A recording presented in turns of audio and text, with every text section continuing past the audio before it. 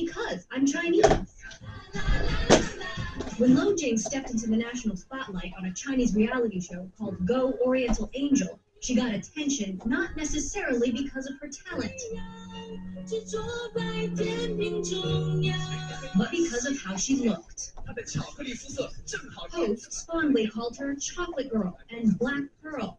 The Chinese media fixated on her skin color. Angry netizens vented. He said angry netizens started to vent. She should have never even been born. Online, saying she never should have been born and telling her to get out of China, sparking a bitter debate about race. In many respects, China can be considered a very homogenous society. More than 90% of the population is Han Chinese. So people who look different stand out. At first, I cried a lot, she says. Then I got angry, and finally, I just started to ignore it. Lo Jing's background became national gossip. Show producers convinced her mom to appear on air, the most private details of their life becoming painfully public. Lo Jing didn't ask me about her dad until she was 16, she told the audience. I cried, and she never asked me again. But as the show went on, so did Lo Jing, listening to Beyonce, her favorite artist, hanging out with classmates, and going to school. I was so angry, says her drama teacher, but she said she wasn't letting these things get to her heart. Fans continued to vote for her. The judges praised her confidence. Lo Jing was eliminated before the finale, but not without a powerful parting message. I think I'm the same as all the girls here, except for my skin color. We share the same stage and the same dream. Emily Chang, CNN, Shanghai. Now, I showed you that to show you this. All right, now watch this.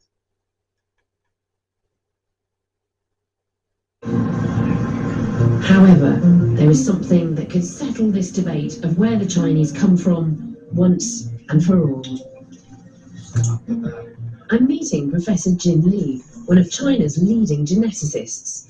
Recently, he led a project that set out to prove that the Chinese evolved independently from everyone else, from Homo erectus, here in China.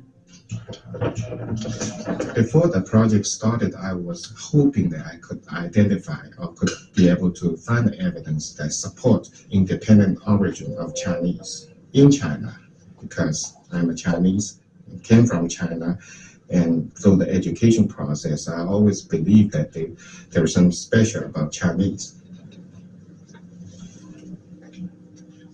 He singled out a male genetic marker which only appeared about 80,000 years ago in Africa. So any man who carries that marker must have recent African ancestors and can't be descended from the more ancient Asian Homo erectus. Jin took DNA from over 160 ethnic groups around East Asia. Over 12,000 samples.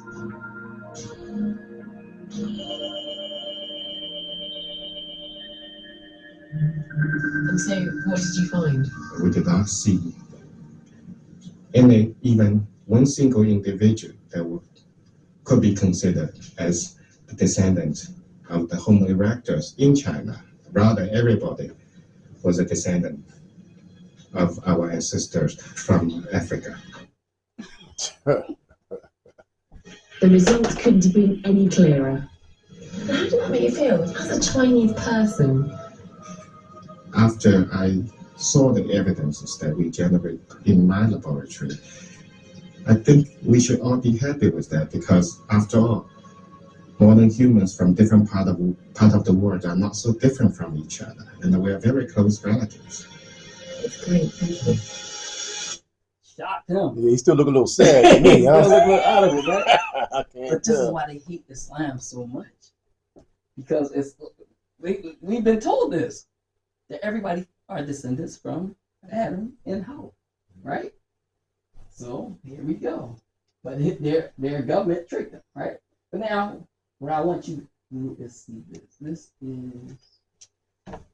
It's new this morning at 4:30. More gunfire is capturing a busy night in the city, including the shooting death of a 16-year-old boy. And that gunmen were making. But Lauren, did you see this clip before? Mm-mm. Okay, all right. Okay, here we go. I think, okay. Yep. He's on the loose right now. This shooting happened just before 10 o'clock in the 3700 block of South Albany. Police say a 16-year-old boy was shot to death in a drive-by.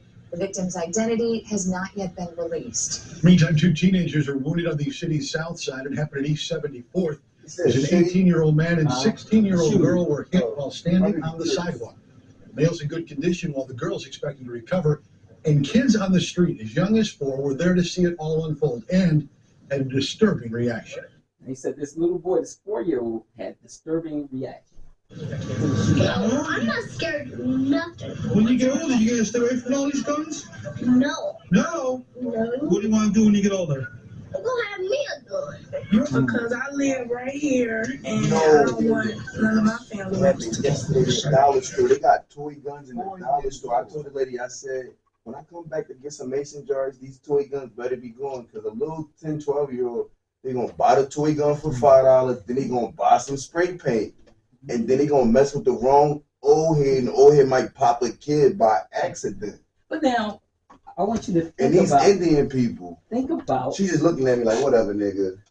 This was yesterday. Hold on 1 second, because I want to hear the reaction. What do you think about this 4-year-old saying that? I know I've heard it before. So I know. Oh, okay. What do you think about it? I think he got used to the environment that he was in. So he's not scared.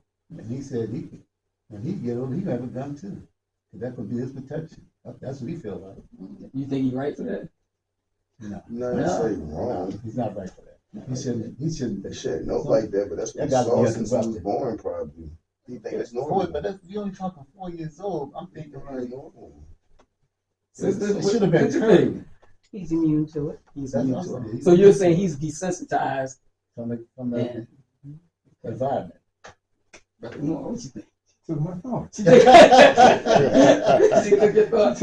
No, but you know, I think that you know, like what she says is true, because if you show something to people over and over and over again, right, they become numb to it. You know, like it doesn't mean nothing. You know, but the only difference is when you show something in a white community, or you show it in a Jewish community. You know, then they're not sensitized to it, because with them, a lot of the news is kind of whitewashed. Mm-hmm. So they don't basically see the things, but this is intentional. Mm-hmm. Now, I think this is intentional. Well, you mean for them to interview that little boy like that? But I'm saying the amount of violence that exists within the black community, it's intentional. I think that it's intentional. So 2 things happen. One is that whites will say these people are animals, and the people in the community, they become desensitized to it. Like the young boy said, man, listen, hey, I don't care. I'm going to get me a gun. Right. Yep. All right. So now, here we go. We had some very great conversations. But now, let me show you this. That is very scary indeed. So far, no suspects are in custody. This is the entire interview. I like to hear you ain't scared of nothing. Damn. When you get older, you going to stay away from all these guns? No. No? No. What do you want to do when you get older? I'm gonna have me a gun. You are? Why you want to do that? You know what happens? I'm gonna be the police. Oh. Wow. Woo! Changes everything, doesn't it? Yes. Changes everything.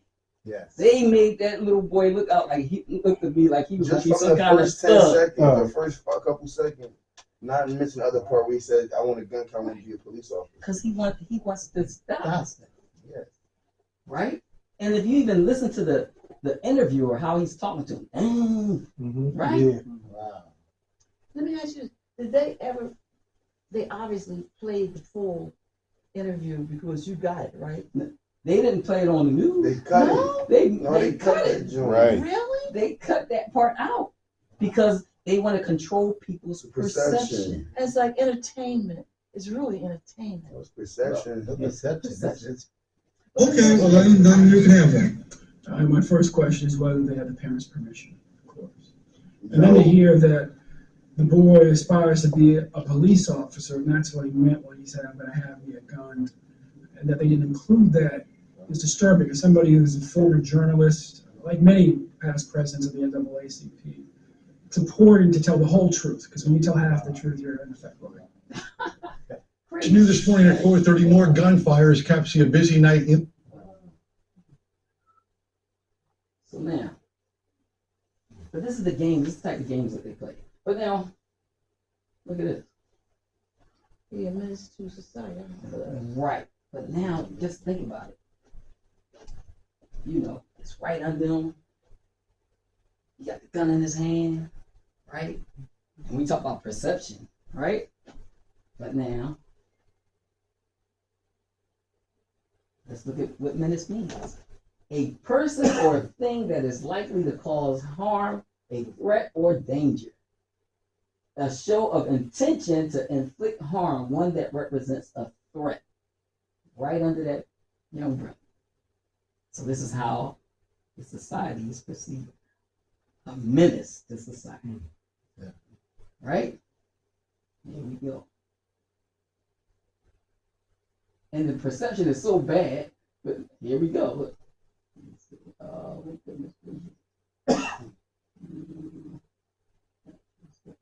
right, here we go. So these images and this stuff doesn't just stay here in this country, it goes throughout the world. Mm-hmm. And it's shaping and forming the opinions of other people about us, right? Yeah. I do have this conversation a lot with Africans or even just Caribbean people who will often look down on Black Americans. Number one, they will say they're lazy, they ghetto. I've heard African parents tell their kids not to date African American men, not to marry them, things of that nature. What are some negative stereotypes y'all heard about Black Americans from your parents, from your friends? You literally said it all. Yeah, that's it. Yeah, 100%. Right. Like my mom would tell me not to marry that. Yeah, she says it all the time. Even when I hear like African parents say that, it very much sounds like the same rhetoric that a white person would tell their kids. Like, don't marry that Black guy, like he's ratchet, they ghetto. It's crazy to hear other Black people have that type of rhetoric towards each other. Well, they have it too. They have it themselves. It's a big thing now for Nigerians to marry white women. It's a big thing for them to marry white. Well, they've been made the, especially years ago, the epitome of beauty. All right, they used to, that was the program. Cleopatra. And another thing is, this just on my phone, this minister, he was an American Christian over there preaching in African church, Christian church, and he said that Jesus was Black. They attacked him. And so later he took the interview and he says, because you Kenyans, you really hate yourselves. He said, you hate the fact that Jesus could be Black because you've been conditioned so much by colonialized people. Well, we might touch on some of that in a second, all right? But I want you to see this because I put this experiment on it. This is a flea experiment, okay? Watch what they did. Fleas. Training fleas requires a glass jar with a lid. So they're training fleas, all right? And it says, in order to train fleas, it requires a glass jar with a lid, okay? And now watch. The fleas are placed inside the jar, and the lid is then sealed. They are left undisturbed for 3 days. Then, when the jar is opened, the fleas will not jump out. In fact, the fleas will never jump higher than the level set by the lid. Their behavior is now set for the rest of their lives. And when these fleas reproduce, their offspring will automatically follow their example.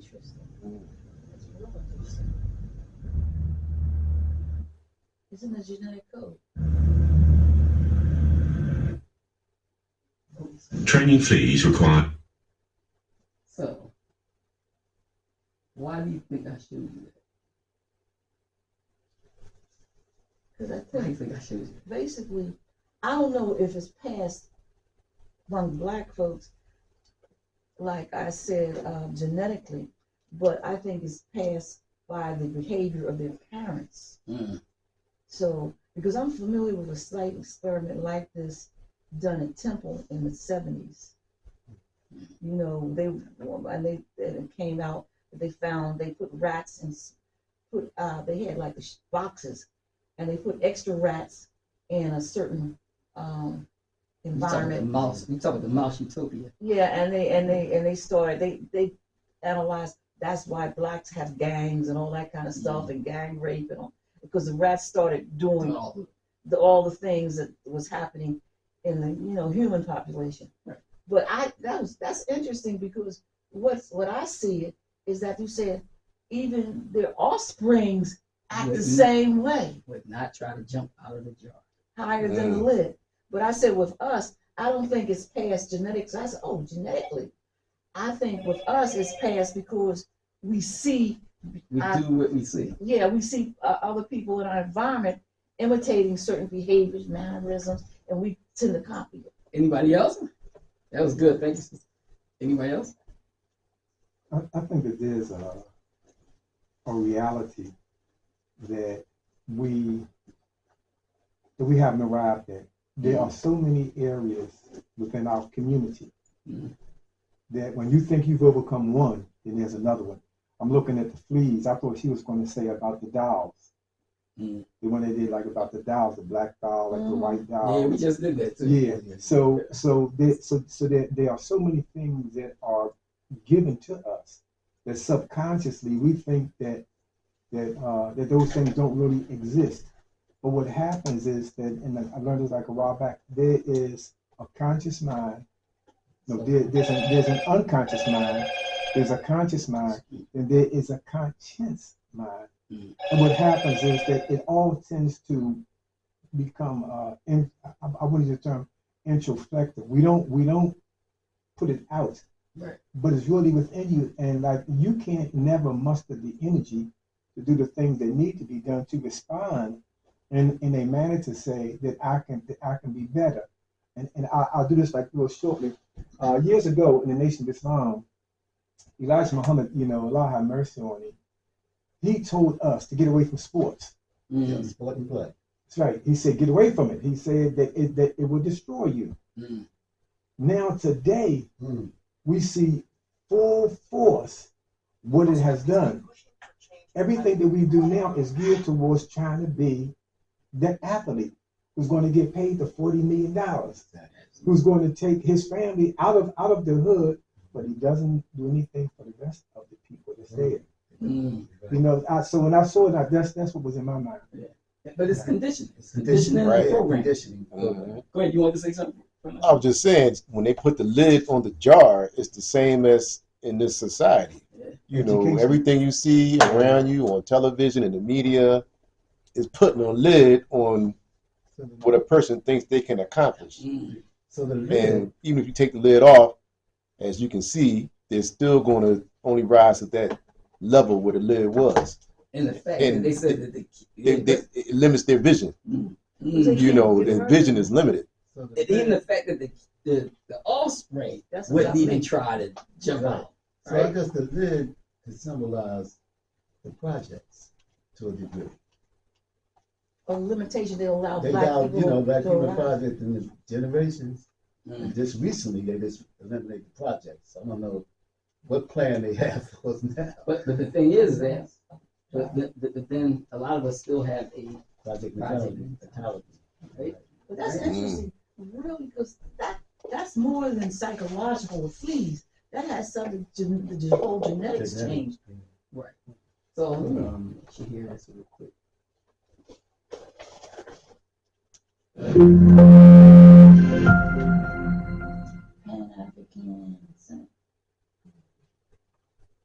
It says the reason Europeans erase Africans from history, racial versus self. Why has the history of African peoples been erased?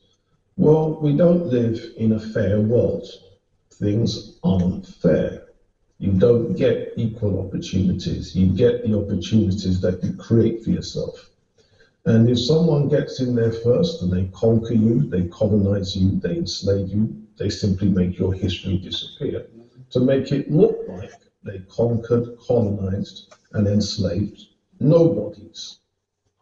When people have a history, that makes you a somebody. So if you remove the history, you become nobody.